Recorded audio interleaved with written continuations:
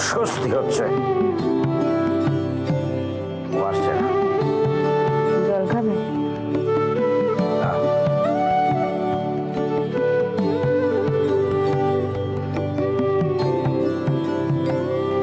যে কথাখানা করার জন্য ছটফট করছো সেখানে পয়েই ভালো,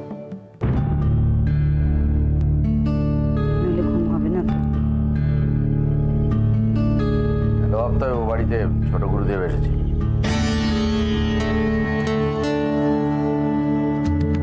গুরুদেব দেহ রাখার পর প্রথম ছোট গুরুদেব এলেন। দুদিন ছিলেন।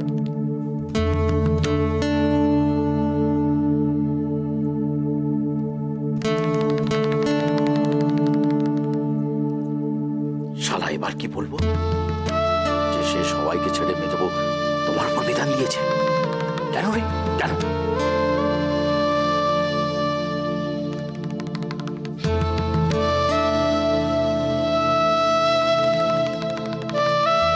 বাড়িতে তো আরো 3টে বউ ছিল, চোখের সামনে ছিল।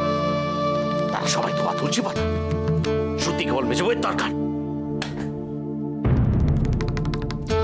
কি করছেন তিনি?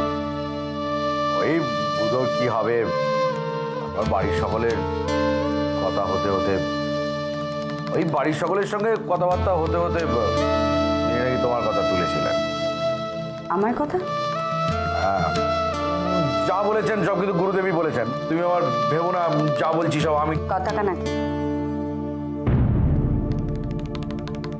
ওই তোমার দেহ শুদ্ধি করতে হবে।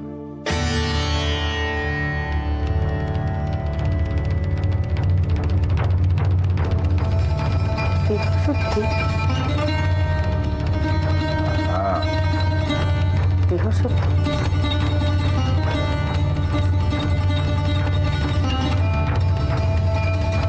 দেহ শুদ্ধি? তাতে অশুদ্ধ কি আছে? অশুদ্ধি কি হয়েছে? তুমি যে সব কেলেঙ্কারিগুলো বাদি এখন বলছো অশুদ্ধির কি হয়েছে? সে কেলেঙ্কারি? কিসের কেলেঙ্কারি? কিসের কেলেঙ্কারি? তোমার আত্মহত্যার চেষ্টা, তোমার মরবার চেষ্টা, এগুলো কেলেঙ্কারি নয়? শাস্ত্রে বলে একবার মরণের চেষ্টাই অনর্থক, আর সেখানে তুমি তিনবার আত্মহত্যা করতে গেছো। একবার গলায় দড়ি দিয়েছো, একবার আফিম খেয়েছো, ও বাড়ি রান্নাঘরের উপর থেকে ঝাঁপ দিয়েছো।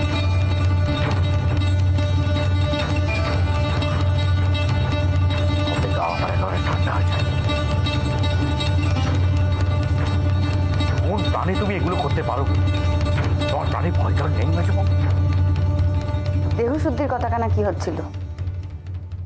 আর গুরুদেব বলেছে মরবার চেষ্টায় মানুষের দেহ অপবিত্র হয়ে যায়, অশুচি হয়। ওই দেহ শুদ্ধির যোগ্য করে তারপর পবিত্র করতে হয়। এ কি মরতে চেষ্টা করে না মরার শাস্তি?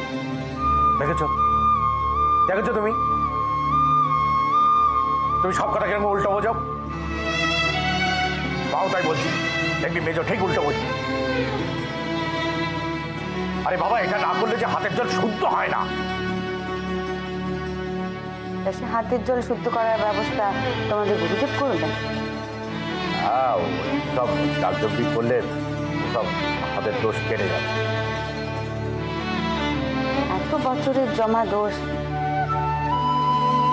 ওই একখানা যজ্ঞিতে কেটে যাবে সব? যাবে না? ডাকজব্দি করে লোকের পাপ উদ্ধার হয় না? মেজ বউ তবে পাপ করেছে? দেখেছো দেখেছো, সব কথায় তুমি তর্ক না করে থাকতে পারো না। তর্ক তো আমি করিনি, আমি কেবল শুধিয়েছি তোমার। মেজ বউ তবে পাপ করেছে? কেন এমন বলছো মেজ বউ? একখানা যজ্ঞি করতে তোমার আপত্তি কোথায়?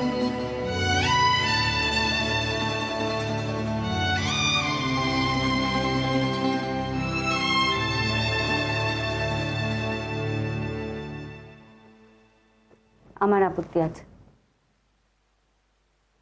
কেন? এসব ধাস্তামতে আমার আপত্তি আছে। ধ্যাসটামো? হ্যাঁ, ধ্যাসটামো? বংশের কুলপুরোহিতের বিধান ধ্যাসটামো? ধাষ্টম নয় তো কি, তোমাদের এই গুরুদেবের ছেলে আগেও তো বাড়িতে এসেছে, দেখোনি তাকে? গাঁজা খেয়ে পড়ে থেকেছে, দিন রাতের হিসেব থাকেনি, দেখলে অবক্তি ছাড়া কিচ্ছুটি হয় না। সে এসে মেজ বউয়ের সত্যি করবে? শেষ শাস্ত্রের বিধান তেমনটা হলে তেমনটা করতে হবে। তো ভাই তোমার, আমাকে আর শাস্ত্রের বিধান দেখিও না। অত শুদ্ধির আমার দরকার নেই, অত শুদ্ধি মেজ বয়স হয় না। অত শুদ্ধি হলে মানুষ আর মানুষ থাকে না। আমার হাতের জল খেতে যদি তোমার আপত্তি থাকে করে দিও, তোমার সবকিছু ভিন্ন ব্যবস্থা করে দেবো। দেখেছো, দেখেছো তুমি মাথা গরম করে কথাটা বলে দিলে। আরে বাবা, এই কথাগুলো কি আমার? বংশের গুরুদেব বিধান দিয়েছে, মা সেটাকে পালন করতে বলেছে। মাকে করে দিও মেজ বউ মানেনি। না তুমি কেন কি? আমি তাকে বুঝিয়ে বলবো, আমাকে তার কাছে নিয়ে যাও। ব্যাস, তাহলে তো হয়েই গেল। এরপরে মা আর আমার মুখ দেখবে?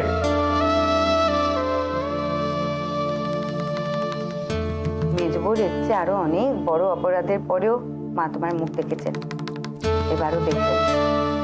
বাজি বকো না মেজো বউ, সব কথায়। আমি বাজে বকছি না। এই সংসারে মেজ বউ শুদ্ধির কথা ভাবা ছাড়াও আরো অনেক জরুরি কথা আছে, যা নিয়ে তোমার ভাবা দরকার।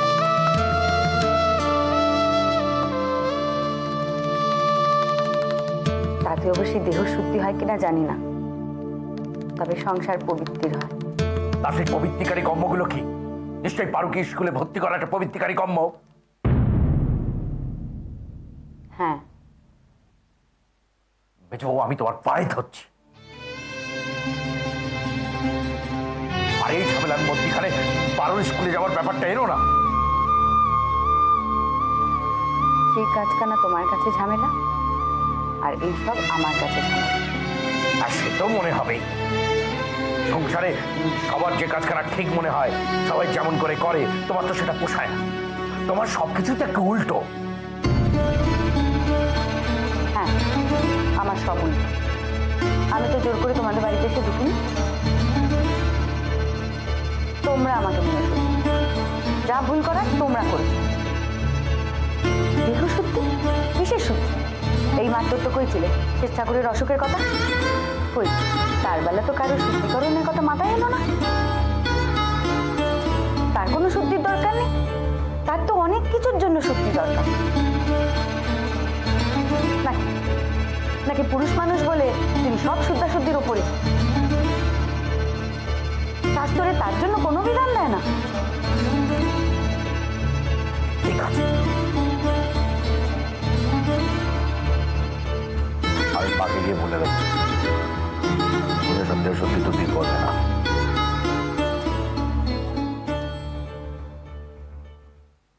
এরপরে আর মাকে বাড়িতে আসার কথা বলাই যাবে না।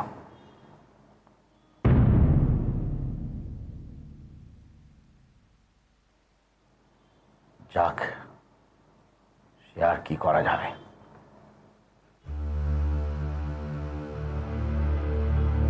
কইলুম তো,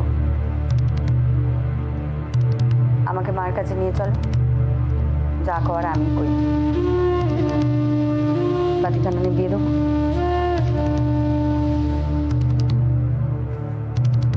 হবে যাবো, বলি মাথাখানা একটু ঠান্ডা কর। এখন আমাদের ধর্মের কথা, শাস্ত্রের কথা শুনতে হবে তো। মা বলছিল মানুষের জীবন কখন কি হয় বলা যায়। আর সব কিছু জেনে শুনে এরকম একটা অপবিত্রের অশুদ্ধ দেহ, এখন তো কেবল সংসারের কথা নয়, আমাদের তো বড় লোকের কথাও ভাবতে হবে। বয়স হচ্ছে আমাদের। তারপর যদি একটা কিছু হয়ে যায়, এই অশুদ্ধ দেহখানা কি গতি হবে?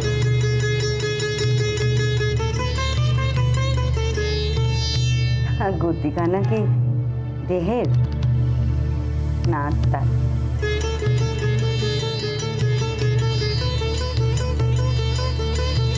পারবে না গো মেজবু। তোমাদের কুলগুরুর বংশধর বলি ওই গাঁজা খুশফুটকো লোকটার পায়ে ধরে মেজবু নিজেকে তড়াতে পারবে না। এমন কথা বলো না মেজবাবু। লোকে শুনলে ভাববে আমাদের দম্ভের কথা, এ তোমার দিমাগের কথা। আজ দুটো পয়সা ভগবান দিয়েছেন বলে তাকে সরাজ্ঞান করতে হবে? ভগবান দেন ধন, দেখেন মন, কেড়ে নিতে কতক্ষণ? এটাই হলো সার কথা।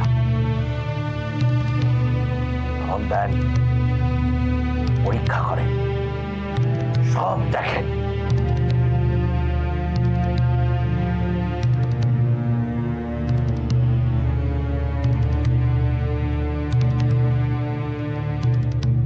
বাবা, তোমার মুখে ভগবানের বাণী, এদের মুখে রাম নাম।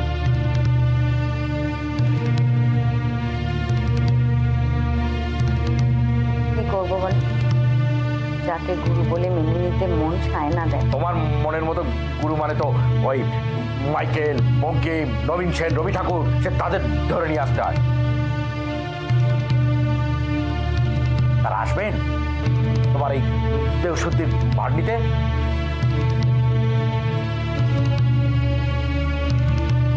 অসুচি দেহের হাতের জলখানাও তো অসুচি, সেটা জানো তুমি? দেহ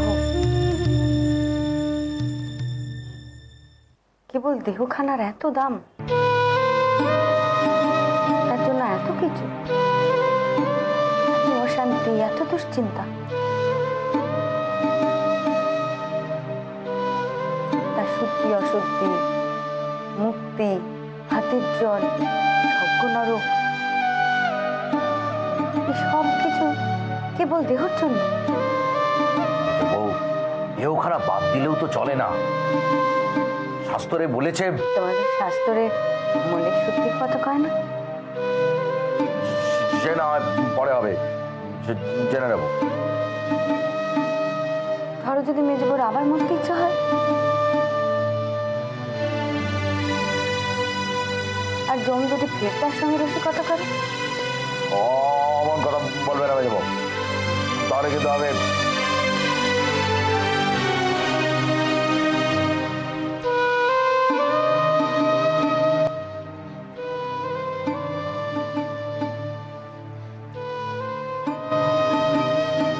বেশ,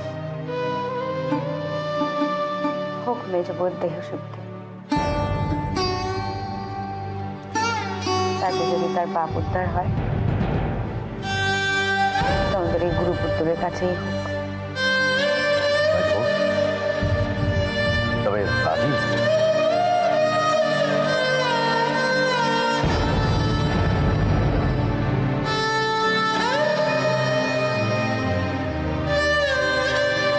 না হয় উপায় কি? পুরোখানার মালিক যখন তুমি, তখন তোমার মনের মতো কাজে। থাক থাক, আমি জানতো যে তুমি বোঝো না, এমন কথা আছে না।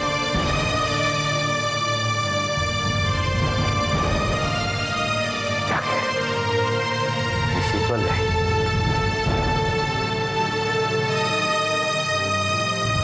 করলুম বল।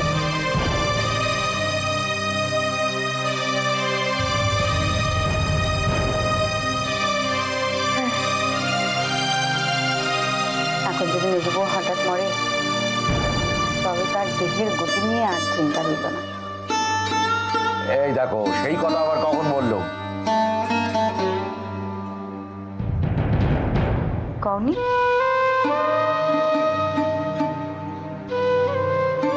আমি তো ভাবলাম তাই কইলে।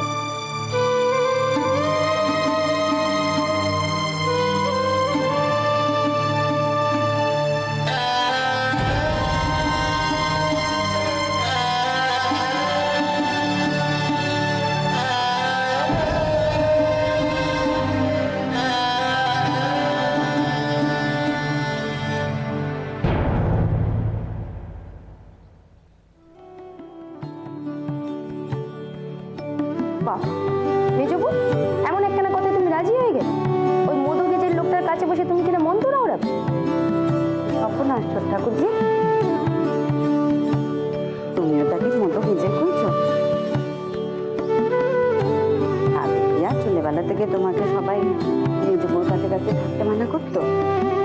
থামো তো, মধু গেজেলকে মধু গেজেল বলবে না। হুঁ। আমার বাপ তো ডাক ডাকলি, তুমি হ্যাঁ করলে কি করে বলো তো? নাই বা করি কি করে? তুমি গুরুপুত্র, কুলগুরুর বংশধর বলে কথা। তুমি গাঁজা ছিলে কেউ বুঝি প্রসাদ হয়ে যায়।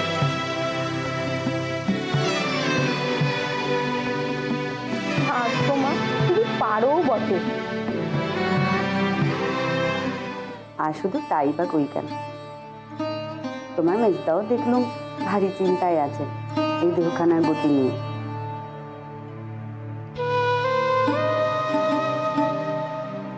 মেজো বউ যদি বেঁচে বসতে থাকেও তবে তো আর তার হাতে জল খাওয়া যায় না, যে অসুচি।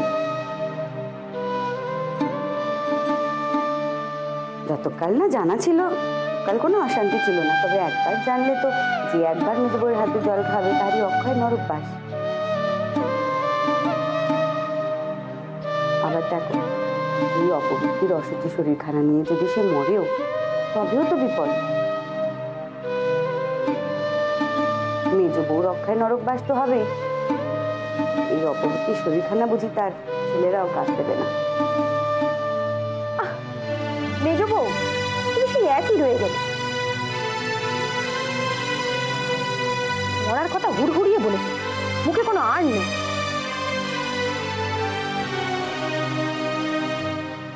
তা সত্যি কথা কইতে আর থাকলে চলবে কেন? যাকগে বাপু, গো ধরে বসে না থেকে একদিক থেকে রাজি হয়ে গেছে, ভালোই করেছে। এই তো চারটি কথা কাটাকাটি হ্যাঙ্গাম হুজ্জুতের পর মেজদা এসে বলতো, এমনটি না করলে মা কোনো কালে তোমায় মাফ করবে না। শেষ অবধি তুমি মেনেই নিতে।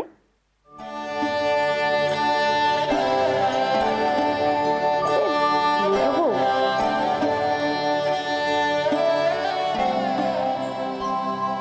এমন এক কথায় রাজি হয়ে গেলে এতে কিন্তু ও বাড়ির অনেকে ভারী মুষড়ে পড়েছে। কতজন তো বসেই ছিল, মেজদি বেঁকে বসবে, মেজো বউ বেঁকে বসবে, তাকে নিয়ে বাড়িতে টানা কদিন ঝামেলা চলবে। প্রাণের সুখে তার নামে দুটো কটু কথা বলা যাবে, তা না তুমি হ্যাঁ করে দিয়ে সবার আশায় একবারে জল ঢেলে। তুমি হ্যাঁ বলার পর মাও তো এখন মেজো বউয়ের প্রশংসা করছে। আরে ছাড়ে, কেউ তো আবার অনেকে সহ্য হচ্ছে না,